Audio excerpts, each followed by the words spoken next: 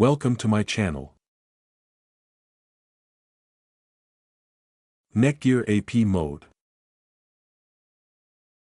Connect router to main router/modem via Ethernet. This ensures the Netgear router receives internet from your main network. Plug in and turn on the router to begin setup. Open a browser, go to http://www.routerlogin.net and log in using admin credentials. Go to Advanced Setup. Navigate to the Advanced Settings to access the mode configurations.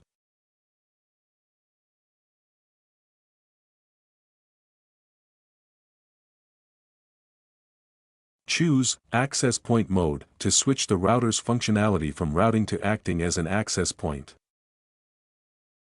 Set an IP address for the router or let it automatically get one from the main router. Confirm and save changes. The router will restart. After it reboots, connect devices to the new Wi-Fi provided by the Netgear in AP mode.